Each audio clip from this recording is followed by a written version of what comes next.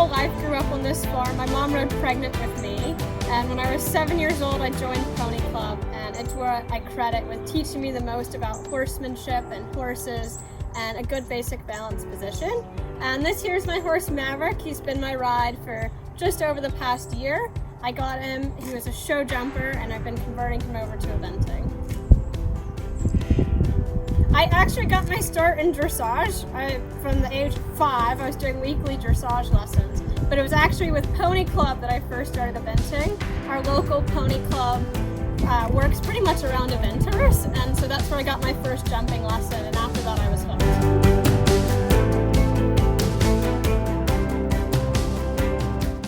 After cross country especially, I always like to wash my horse's legs. It's a good way to check out, see if they have any little injuries or nicks, and get all the grime from cross country off their legs. Banixx shampoo is one of my favorites for this because it's the antibacterial. It's going to help clean out those wounds. It also is a no soap shampoo, but despite that, you can see still plenty of bubbles in here. So it does a great job cleaning, but it's nice and gentle on the wounds, and it has the Marine Collagen, so it's great for the skin. It doesn't dry it out at all. Depending on how sensitive of a horse, sometimes I like using these mitts to get a better scrub. If I have a sensitive horse, I won't use that. Just come in here and give them a nice scrub.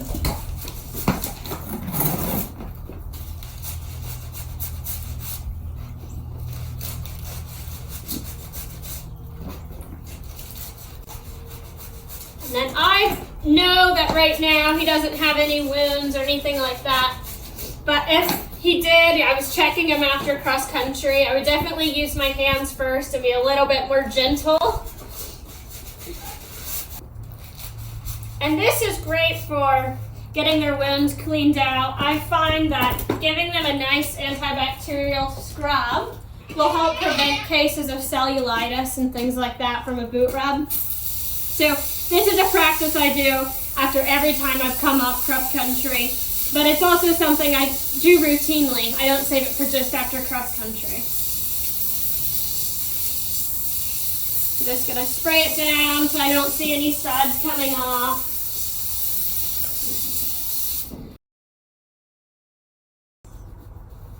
Especially you want to get them nice and dry before you go to put on any wraps. So I always make sure a towel dry when you're done. So after I've shampooed his legs, I've cooled him out with the washing him down, giving him a little bit of a liniment bath, and everything's settled back down at the barn. Then I'll go into icing.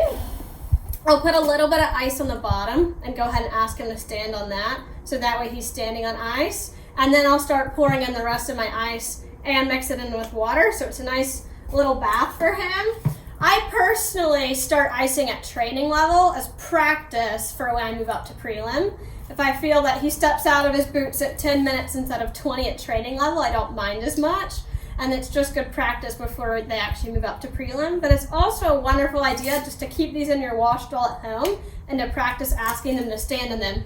Because not all horses appreciate standing in these things. So we want to practice this before we go to the event. Exactly. And then I just ask him to put a little weight, and he stands in them. So you can see this isn't perfect. He's standing in it, but he's not quite in the middle.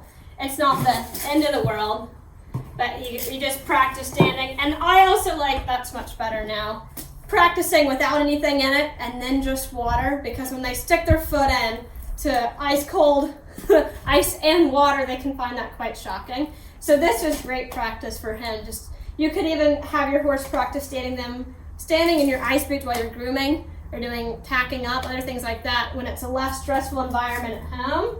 And then sometimes you also have to think about putting it in, but also taking it out. Sometimes horses aren't so sure about that. So I just run my hand down his leg, ask him to pick up his foot, and lift it nice and high. They have to have good range of motion here to get their foot up all the way over the ice boot, especially when it's wet, so you don't get a big mess in your stall. So if I'm in colder weather, it's a little bit of a different story. I'll have to decide whether or not they should be sponged afterward, but then I'll definitely put on a cooler to help them cool off without getting chills. Most of the time, especially after running a 2-star or something like that, I'm still gonna go to my handy ice boots. But if by chance that's not an option and I have a way to keep these cold, these are my second favorite ice boots. I find they've done the best job. They're the closest to real ice that I've found. And they go all the way around their leg and they just Velcro on, so they're really super easy. A little funny story, when I was at a jumper show recently, one of my first, the jumpers actually brought their own freezer and plugged it in front of their stall. So that's a great idea. If that's something you can afford to do, then you can absolutely use these or something similar. And you fill those ice boots with ice? No, so these are actually, you can wet them and just stick them in the freezer. But they're really nice, soft and flexible, and you don't have to do anything. You just get these cold and Excellent. Strap them right on. So yeah, because they're built in these little blocks, they're flexible and they conform to the horse's leg nice and easily, and it's really the most low maintenance boot. They're pretty durable, and all you do is just get it cold and strap it on. Also, after I've shampooed his legs, I'll go through and see if there were any wounds that I found. I'll put some sort of antimicrobial. I personally like using the Banixx wound care cream. It's nice and gentle. And I'll just put a little bit on my fingers and rub it on if there's any wounds. Right now, this is a pretty good looking leg to me. No wounds, nice and tight. So not much to worry about here, but if there was, this would be my first choice. Another thing I do after cross country, or if they're doing a long trailer ride home, is I'll pack their feet. Magic cushions one I use a lot. Another one is Rebound. If I'm doing if I have cross country and then show jump the next day, I'll put a little bit of this in their feet and then pack it with shavings. But if I'm doing it cross country's the last phase, or they're on the trailer ride home, I'll actually do a full-on hoof wrap, like if they had an abscess or lost a shoe or something like that, and use this. After that, I go into wrapping their legs. So I talked about earlier, I'll take some of this paper here. I'll estimate about how much it takes to wrap all the way around the leg. So it's going to be about this much. I'll cut it and crinkle it up and put it in their water buckets to soak in. So 4 pieces to wrap around each leg, 1 per leg. And then I will get out my poultice, open it up, and I usually put on rubber gloves for this. Same with when I'm packing the feet. It's gross stuff. Does a great job, but you don't want it on your hands or in your hair. So if you have long hair like I do, put it up in a bun, get it out of the way, because you'll have to likely cut it out of your hair if you accidentally get it in there. So I get my gloves, reach in, and I just do a layer right about where my standing wrap's going to go, and get a nice, about maybe 1/4 of an inch thick, all the way around his leg. Take my gloves off, throw those away. Then I'll go get my paper, wrap that around his legs, and from there, we're ready to start wrapping. So right here, I have my arsenal of wraps. I'm going to figure out which ones fit his legs. Which is a good discussion point. So this one's a little bit long. I could make do if I had to, but I want it just a little bit, maybe poking above his knee, but definitely not where it's going to interfere with the joint, and then just underneath his fetlock. So that one looks like a great fit to me. And so these are the pillow wraps that you're going to use. I personally use Wilkers because they're nice and thick and they don't have a lot of stretch, so you're not likely to bow a tendon with these. And then you have your track wrap. I have actually shorter ones and longer ones, so you can see this one's fatter because it's longer. This is more like 10 to 12 feet, and this is 12 to 14. I like to have a little bit longer of a track wrap if I'm doing their hind legs, so I have a little bit more to play with. So I'll come here now and get into wrapping my legs. So one examiner or mentor of mine explained that in terms of toilet paper, you want it against the wall before you start. So I've selected my pillow wrap and the track wrap that fit him. And I know they fit because it goes right underneath his knee and all the way down to his pastern, and covering his fetlock and this poultice paper that I have here.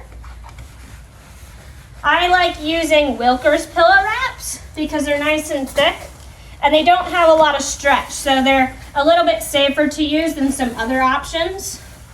And as I go around with the pillow wrap, I'm looking to keep it nice and even on the top and the bottom, and I like for it to finish somewhere on the outside.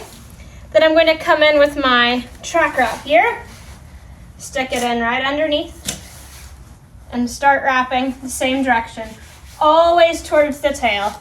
That's the most important thing you can get from this video. And then looking to have even spacing and even tension all the way around the leg. And I come in with my other hand and I like to feel and make sure that I don't have any wrinkles. A little bit of extra support here as I come underneath the fetlock. And then I'm going to work my way back up to the top.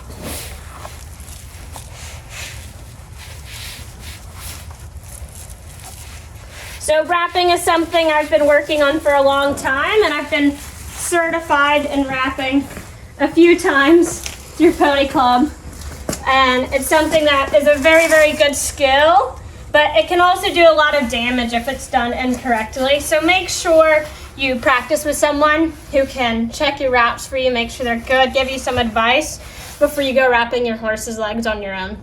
So if you do accidentally finish on the inside like I did here and you're planning to leave this wrap on, you can take some tape, electrical tape or duct tape, and you want to spiral it down. You don't want the tape to touch and create a potential pressure point.